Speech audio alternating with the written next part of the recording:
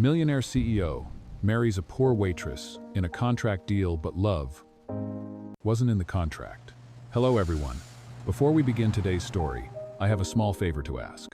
Please hit subscribe and turn on the notification bell so you never miss our channel's new videos. It is quick, free, and the best way to support us in bringing you more dramatic stories. Your support means the world to us. Where are you watching from? Drop your city or country in the comments below. Thank you very much. Now, let us get back to our main character. The rain had been falling since morning, turning the New York sidewalks into mirrors of flashing headlights. Inside a quiet corner diner, a young waitress named Emma Carter was finishing her shift. The neon sign outside buzzed faintly. Emma's hands smelled faintly of coffee and bleach. Her apron was damp, and her tip jar clinked with only a few crumpled bills. She should have been relieved, the night was almost over. But instead, her heart was racing, because the man who had just walked in did not belong here. Tall, sharply dressed in a charcoal suit that looked like it cost more than her yearly rent. Alexander Reed. Yes, that Alexander Reed, the elusive CEO whispered about in business magazines, sat down at one of her empty booths. What was a billionaire doing in a greasy spoon at midnight? Emma glanced at him, nervous, and forced a polite smile as she carried over a menu. But before she could set it down, his voice low, steady, and without hesitation cut through the quiet. "Marry me," he said. Emma froze. She thought she had misheard. Her tired hands trembled around the laminated menu. "Excuse me?" His eyes locked on hers, calm and unflinching. "You heard me. Marry me. Think of it as a contract." Her breath caught in her throat. Around them, the diner hummed with the faint buzz of fluorescent lights and the hiss of the coffee machine. Only two late-night truck drivers sat at the counter, too absorbed in their meals to notice the absurdity unfolding just a few feet away. Emma stared at him, then let out a nervous laugh. "This is some kind of joke, right? Do you want pie with that proposal?" Alexander did not laugh. Instead, he placed a thin black folder on the table and slid it toward her. On the front page, in stark legal print, were the words, "Marriage Agreement." Inside, a simple diamond ring lay tucked in a velvet box. Not oversized, not romantic, practical, cold. Her pulse thundered in her ears. She wanted to walk away, to shake her head, and say he was insane. But something in his expression, steel wrapped around loneliness, made her hesitate. Emma's life had been nothing but bills, overdue rent, and a mother waiting for surgery she could not afford. Now, this stranger, this man who seemed untouchable, was dangling an impossible solution in front of her. "You do not even know me," she whispered. Alexander leaned back, folding his hands. "I do not need to. I am not asking for love. I am asking for terms. You need money. I need a wife, for reasons that are none of your concern. This arrangement will solve both of our problems." The fluorescent light above flickered, as if mocking her silence. Emma looked down at the folder, then back at him. "This is insane," she muttered. His reply was almost cruel in its certainty. "So is life, Miss Carter. The only question is, do you want to keep struggling, or do you want to sign?" Her hand trembled as she touched the edge of the folder. Somewhere deep inside, she already knew this was not just a contract. This was the beginning of a storm that would tear her world apart. And the rain outside kept falling, harder and harder. Emma could not sleep that night. The rain had not stopped, and the sound of it against her apartment window was relentless, like the universe was reminding her that storms always came in pairs inside and out. She sat at the edge of her narrow bed, the black folder still on her lap. The words "marriage agreement" stared at her like a cruel dare. Her apartment was no better than a shoebox. One lamp flickered in the corner. The plaster walls were chipped, and the radiator coughed out weak heat that never seemed to reach her. On the nightstand, unpaid bills were stacked beneath a photograph of her mother smiling from better years. That smile had dimmed lately, replaced by lab reports, prescriptions, and a hospital bed Emma could barely afford. She opened the folder again, tracing the edges of the typed clauses with trembling fingers. No romance, no love. Appear at a set number of events. Do not interfere with personal business. Compensation outlined in crisp, almost arrogant numbers. The figure at the bottom was more than she could ever make in 10 years of waitressing. Enough to cover her mother's surgery. Enough to pay off the debts that weighed on her chest every single night. Enough to start breathing again. But at what cost? Her roommate Jenny stirred on the pull-out couch, then padded into the kitchen, rubbing her eyes. "Why are you still up?" she whispered. Emma bit her lip, hiding the folder behind her. "Could not sleep." Jenny raised an eyebrow. "That has been your answer every night for the past month." She looked at the bills on the nightstand, then at Emma's tired face. "Is it about your mom again?" Emma exhaled shakily. "The hospital said if we cannot pay this week, they will cancel the surgery date." Jenny's gaze softened. "We will figure something out." Emma wanted to believe her, but she knew the truth. There was no we. It had always been Emma, running from shift to shift, patching holes in her life with thread that never held. Her phone buzzed on the nightstand, a reminder for rent, 3 days overdue. She closed her eyes, pressing her palms against her temples. The numbers in her head lined up like marching soldiers: rent, hospital bills, food, debt. No matter how she added them, they never worked. And then there was him, Alexander Reed. His words replayed, smooth and certain. "You need money."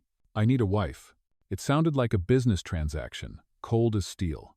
But there had been something in his eyes when he said it, something almost hidden, a flicker of exhaustion, maybe even desperation. A man like him had everything.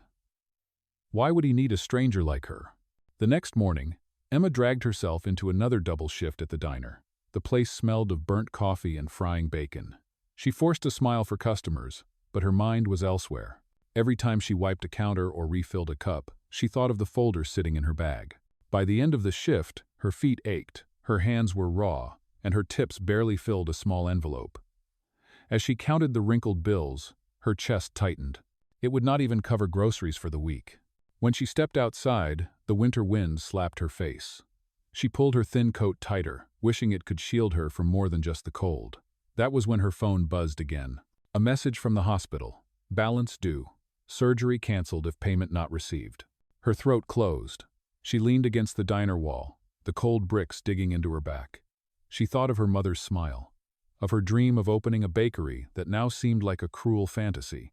She thought of the black folder. Her phone buzzed again. A new message this time. A number she did not recognize, but she knew instantly who it was. "You have until tomorrow evening to decide." Emma's knees felt weak. She slid down against the wall, her breath coming fast in the frosty air. Alexander Reed had given her a deadline. The rain began again, slow at first, then harder, drumming against the awning above. Pedestrians hurried past with umbrellas, faces hidden, lives moving forward. Emma sat alone in the storm, clutching her bag where the folder waited. She wanted to scream at the unfairness of it, to throw the folder into the gutter and watch it dissolve in the rain. But she could not, because deep down, she knew this choice was not about her anymore. It was about saving the only family she had left. And the storm outside only seemed to grow louder. Emma did not show up for her evening shift the next day. Instead, she sat in the back of a cab, the black folder clutched against her chest like it was both poison and salvation. The driver barely glanced at her, just followed the address she had given. When the car finally slowed to a stop in front of Brooks Bistro, a restaurant she had only ever seen in glossy magazines, her breath caught. Warm light spilled from the tall windows, the kind of place where meals were measured in hundreds of dollars and waiters wore suits. She felt completely out of place in her second-hand coat, but she pushed the door open anyway. Inside, every detail screamed wealth. Crystal chandeliers glittered overhead. A pianist played softly in the corner. Guests wore tailored suits and elegant dresses. And at a corner table, perfectly at ease, sat Alexander Reed. He rose as she approached, his expression unreadable, but his gaze sharp. "You came." Emma placed the folder on the table, her fingers shaking. "I should not have." He gestured to the chair across from him. "Sit." She obeyed, though every nerve screamed to run. He opened the folder, pulled out the agreement, and tapped the first page. "You have read it, you know the terms." Emma swallowed hard. "Why me? You could have any woman you want. A model. An heiress. Someone who belongs in this world."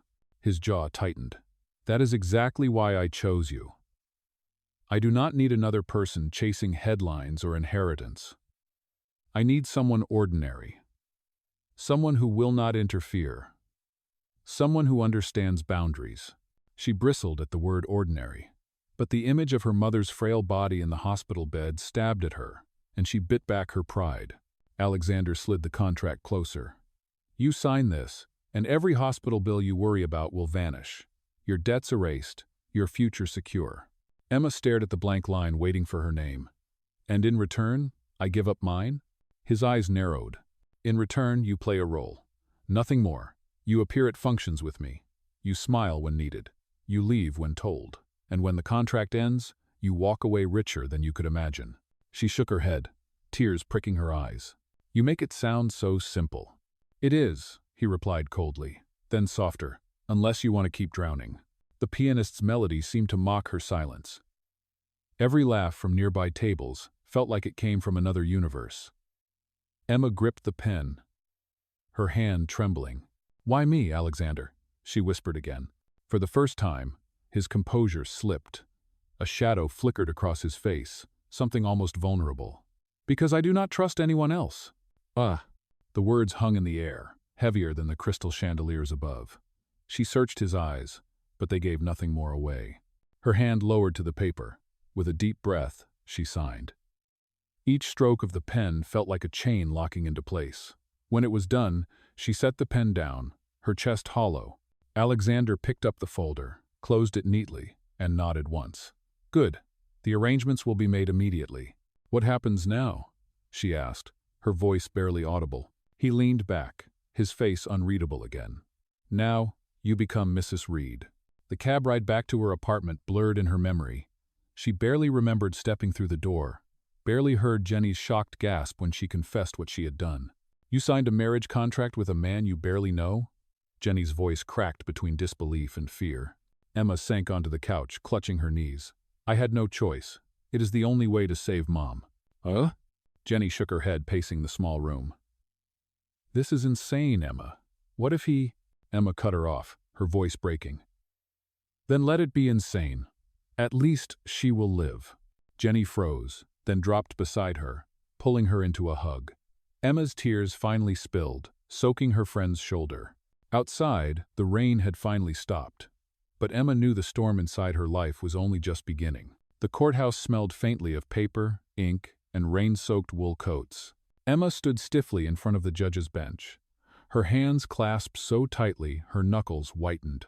The morning had blurred into a series of signatures, stamped documents, and silent car rides in Alexander's sleek black sedan. Now, with just a few formal words, her life was no longer hers.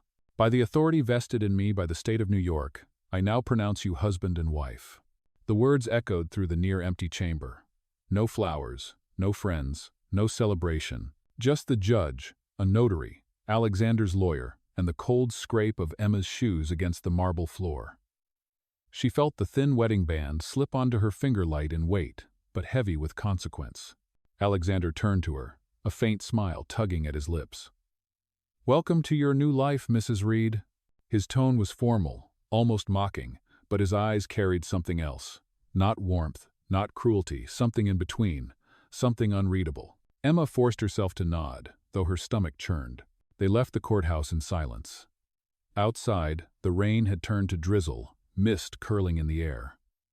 The car waiting at the curb was glossy black, its driver standing rigidly at attention.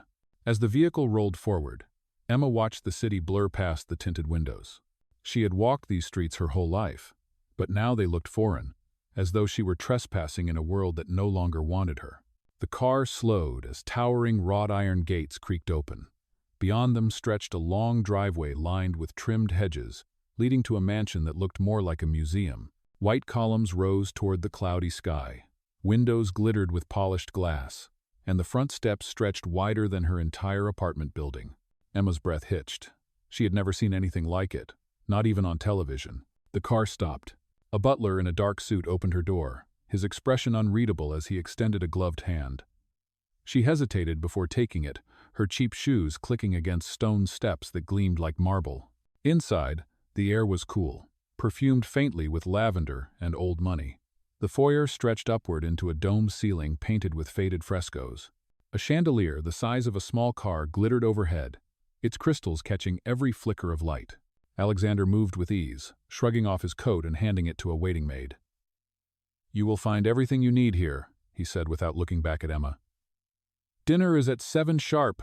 Emma followed a housekeeper up a sweeping staircase, her steps echoing. The woman led her into a bedroom so vast it felt like a world of its own vaulted ceilings. A canopy bed draped in silk, antique furniture polished to a shine. The windows stretched from floor to ceiling, overlooking gardens so perfect they seemed unreal. "This will be your room," the housekeeper said, bowing slightly before leaving Emma alone. Emma sank onto the edge of the bed, her heart pounding. The sheets were soft, the air smelled of roses, and yet she felt cold. This was not home. This was a stage, and she had been cast in a role she did not understand. Hours later, she sat stiffly at a dining table that seemed to stretch on forever. Alexander sat at the far end, impeccably dressed, eating with calm precision. Servants moved silently, delivering courses that looked more like artwork than food. Emma pushed the delicate fork through a plate of roasted lamb, the taste barely reaching her. "Are you settling in?" Alexander asked suddenly, his voice carrying easily across the vast room. Emma swallowed, forcing herself to meet his eyes. "It is different," she said carefully. "This place feels like I will get lost." For the first time, his lips curved into something almost human. "Perhaps that is not such a bad thing." The words lingered as she lowered her gaze back to her plate. Every part of her wanted to ask what he meant, to demand why he had chosen her, to know what secrets this house held. But she stayed silent. Later, as she lay in the vast bed staring at the dark ceiling, Emma realized the truth. She had signed a contract, yes, but what she had really done was step into a maze where every corner could hold a trap or a treasure. And Alexander Reed was the only one who knew the way out. The days that followed felt like Emma was living inside a movie she had never agreed to audition for. Her mornings began not with the familiar clang of diner plates, but with a maid knocking gently on her door to deliver breakfast on a silver tray. Croissants dusted with sugar, coffee brewed in porcelain pots, fruit that looked like it had been painted. She barely touched it, her stomach twisting each time she remembered the price of a single meal like this could have covered a week of groceries back in her old life. In the afternoons, she was ushered into fittings. A stylist adjusted gowns on her shoulders, murmuring about fabrics imported from Italy. A makeup artist traced her cheekbones, talking about contour and lighting. Emma sat stiffly, feeling like a mannequin, while strangers turned her into someone she could barely recognize in the mirror. "Do not slouch," the stylist chided gently. "You are Mrs. Reed now. You must look like it." Mrs. Reed. The words always made her flinch. Evenings were worse. The first event Alexander brought her to was a charity gala at a hotel that sparkled with chandeliers and champagne towers. Flashbulbs exploded as cameras turned toward them, reporters murmuring her name with hungry curiosity. Emma felt her heart race as she clutched Alexander's arm. "Smile," he whispered, his lips barely moving. She tried, though it felt brittle. People stared, whispered behind sequined masks of politeness. She caught fragments. "Where did he find her?" "She looks nervous. Definitely not from our circle." The words pricked like needles. At one point, a reporter shoved a microphone in front of her. "Mrs. Reed, people are saying you were a waitress just last week. How does it feel to marry into this level of wealth?" Emma froze, heat rising to her cheeks. The ballroom seemed to tilt. Before she could stammer out a reply, Alexander's hand tightened around hers. He leaned in, his voice calm and controlled. "She feels exactly how she should," he said smoothly. "Grateful, and prepared to stand by my side." The crowd murmured, satisfied, the reporter pulling back. Emma's throat closed. Prepared to stand by his side. It sounded like a command, not a partnership. Later, when they finally returned to the mansion, Emma shut the door to her room and sank onto the bed, ripping the necklace from her throat. Her hands trembled with anger and humiliation. But the next morning, she forced herself back into the role. She practiced smiling in the mirror. She rehearsed polite answers. She told herself she had to endure this, her mother's surgery depended on it. And yet, cracks kept forming. One night, after a particularly exhausting dinner with shareholders, Emma wandered through the mansion's silent hallways. She found herself in the library, rows upon rows of books towering above her. And there, by the fireplace, sat Alexander. His jacket was draped over the arm of the chair, his tie loosened, his face shadowed by firelight. He looked different without the armor of control, almost human. "You should be asleep," he said, not looking up from the glass of whiskey in his hand. "I could not," she replied softly. Too many voices in my head. He glanced at her then, eyes darker than she had ever seen. Do you think I like these people? The handshakes, the lies, the endless pretending? I hate it. Emma blinked, caught off guard. Then why do it? He swirled the glass, staring into the amber liquid. Because if I do not, everything falls apart. And I cannot afford to let that happen. For a long moment, silence stretched between them, heavy with something unspoken. Emma felt the edges of her resentment soften, just slightly. You do not have to carry it all alone, she whispered. He let out a short, humorless laugh. Do not make promises you cannot keep, Emma. People always walk away. Her chest tightened. She wanted to argue, to tell him she was different, but the words stuck in her throat.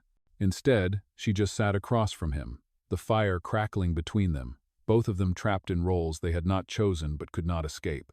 That night, Emma realized something she had not expected. Beneath the contracts and cold commands, Alexander Reed was a man built of walls, so high even he could not see over them. And somehow, she had just been handed the key. The weeks slipped by in a blur of events, fittings, and carefully staged appearances.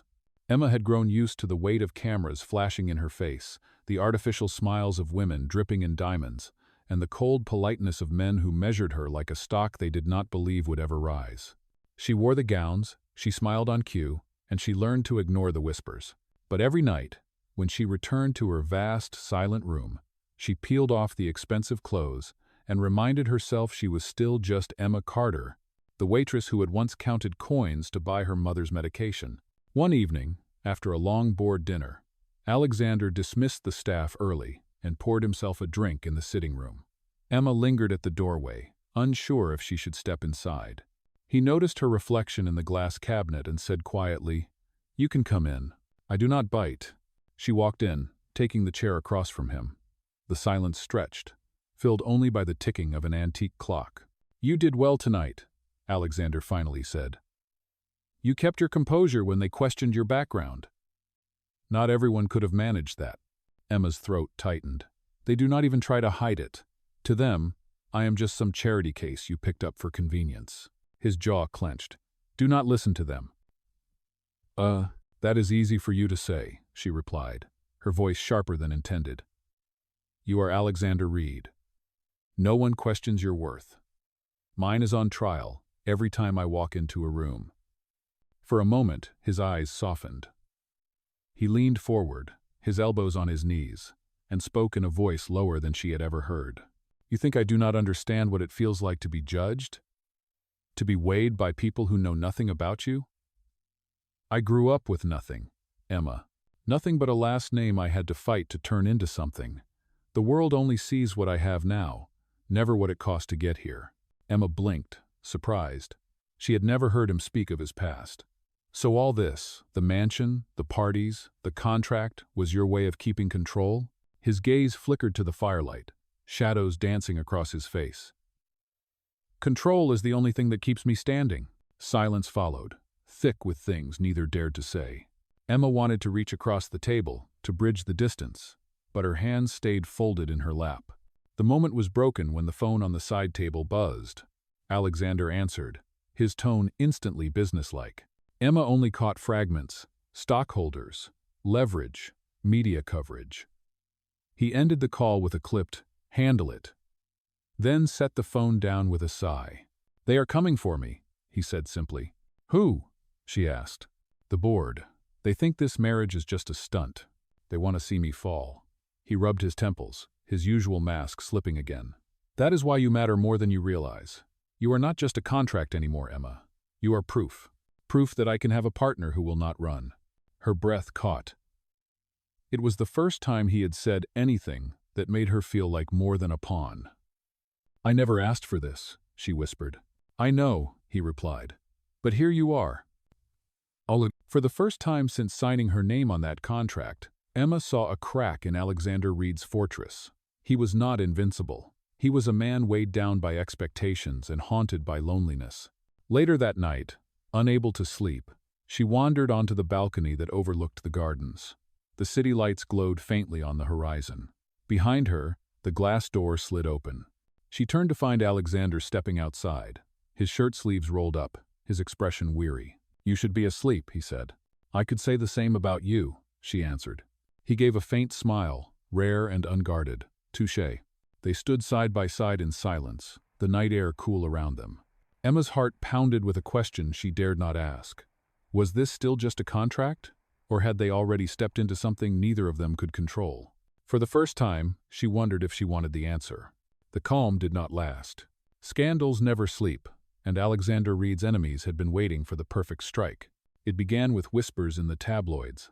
A grainy photo of Emma in her old diner uniform appeared on a gossip site, captioned with venom, "From waitress to wife, fortune hunter, or fairy tale?" Within hours, the headline spread across every business column and social feed.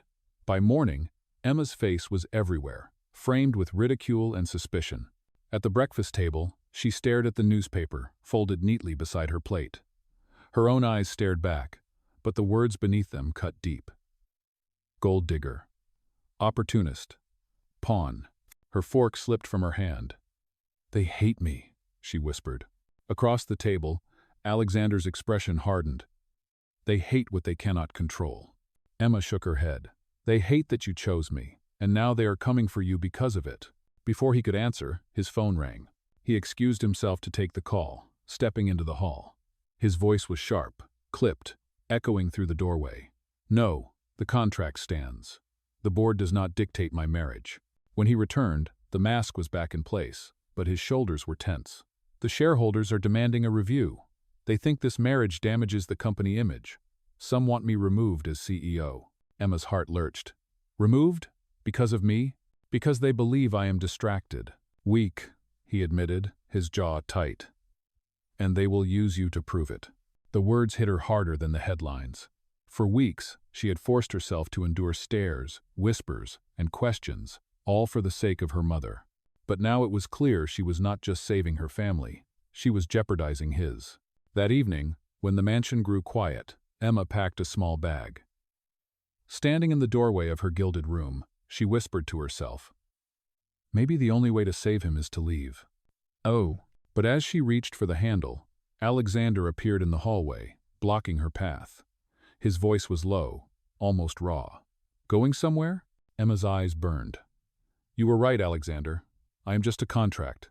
And now, I am the reason they want to destroy you." For a moment, his cold mask slipped, and the man beneath it surfaced. "Do you really think walking away will save me?" "Emma, if you leave now, you will not just break the contract, you will break me." Oh, her breath caught, the weight of his words pressing against every part of her chest. But the headlines, the stares, the whispers echoed louder. She could not answer. Instead, she lowered her gaze, stepped past him, and disappeared into the rain-soaked night. And for the first time since their deal began, Alexander Reed felt the one thing he had sworn never to feel again: abandoned. Emma had not planned where to go. The rain pelted her as she hurried down the dark streets, her small bag clutched against her chest. She ended up at Jenny's cramped apartment, the one bedroom that smelled faintly of old paint and takeout boxes. Jenny's eyes widened when she opened the door. "You left him?" she asked in disbelief. Emma dropped the bag on the floor, her shoulders sagging. "I had to. I was destroying everything he worked for. The board wants him out because of me." "Of..." Jenny shook her head, wrapping a blanket around her. "Emma, you cannot take all the blame. Those people would have come for him no matter what. You are just the excuse." But Emma could not believe it. All she could see were headlines labeling her a fraud, a parasite, a nobody pretending to belong. Across the city, Alexander Reed faced the boardroom that had turned into an arena. Shareholders, journalists, and critics demanded answers. One man sneered across the polished table. "Your marriage is a sham. Admit it, Reed. Admit she is just a waitress you bought to play a part." Alexander's gaze swept across them, sharp as a blade. He stood slowly, adjusting his cufflinks. "Yes, she was a waitress. Yes, she came from nothing. And that is exactly why I married her. Because she has more strength and dignity than anyone sitting in this room." The room erupted in murmurs. Cameras flashed. Alexander did not flinch. "You call her a liability. I call her my wife. And if you think I will sacrifice her to save your comfort, then you do not understand who you are dealing with." By nightfall, his words were everywhere. News anchors replayed his defiance. Social media flooded with debates. Some called him reckless, others praised his loyalty. But one thing was certain, the world now knew Alexander Reed had chosen Emma. Not as a contract, but as something more. Emma saw it too. Jenny shoved the phone into her hands, the video already rolling. She watched Alexander defend her with fire in his voice and steel in his eyes. Tears blurred her vision. He really said that. About me? Emma whispered. Jenny smiled faintly. Looks like your millionaire just tore down his own walls. Emma's heart ached. She had walked away to protect him, but instead he had stood taller because of her. Maybe for the first time, she saw the truth. Their marriage had stopped being about contracts the moment he chose to fight for her in front of the world. The rain outside had softened into a mist. Emma grabbed her bag again, her decision made. It was time to go back. And this time, it would not be for money, or contracts, or survival. It would be for love. Emma returned to the mansion just as dawn painted the sky with pale gold. The air was cool, washed clean by the storm, and the gravel path sparkled with rain. She hesitated only a moment before stepping through the heavy doors. The house, usually so imposing, felt strangely silent, as though it too was holding its breath. She found Alexander in the great hall, his jacket tossed carelessly on a chair, his tie undone. He looked nothing like the unshakable CEO who had stood against the board. He looked like a man stripped down to truth. When his eyes met hers, the mask fell away completely. "You came back," he said, his voice breaking just slightly. Emma nodded, her throat tight. "I saw you. I saw what you told them. You did not defend a contract. You defended me." Alexander closed the distance between them, each step echoing through the marble hall. "Because you were never just a contract, Emma. You were the only thing that ever felt real. I thought walls would protect me, but you tore them down, and I do not want them back. Not ever." Emma's eyes burned. She reached into her bag and pulled out the slim folder, the same one that had once bound her life with ink and signatures. Without a word, she tore it in half. The sound was sharp, final, echoing like thunder through the empty hall. "No more contracts," she whispered. "If we go on, it has to be for love, not obligation. Do you understand?" For the first time since she had met him, Alexander Reed looked almost unsure, vulnerable in a way that stripped away every layer of power. Then, slowly, he reached into his pocket and revealed a small velvet box. But it was not the cold diamond he had offered in the diner. This was different. A ring simple, warm, and undeniably chosen with her in mind. He sank to one knee, his voice low but steady. "Emma Carter, will you marry me, not as a deal, not as a performance, but as the woman I cannot imagine my life without?" Tears streamed down her face as she bent to meet him. "Yes, Alexander, yes." Weeks later, the bakery Emma had once dreamed of finally opened its doors. Sunlight poured through the wide windows, onto wooden tables and shelves, stacked with fresh bread. The sign above read Emma's Bread and Bloom, supported by Reed Foundation. It was there, among family, friends, and the scent of warm loaves, that Emma and Alexander exchanged vows once more. No contracts, no board members, no whispers of scandal. Just truth. Just choice. As he slid the ring onto her finger, Alexander whispered against her ear, "This time, forever." "Ok." And for the first time, Emma knew the storm had passed. What remained was not survival, not pretense, only love, real and unshakable.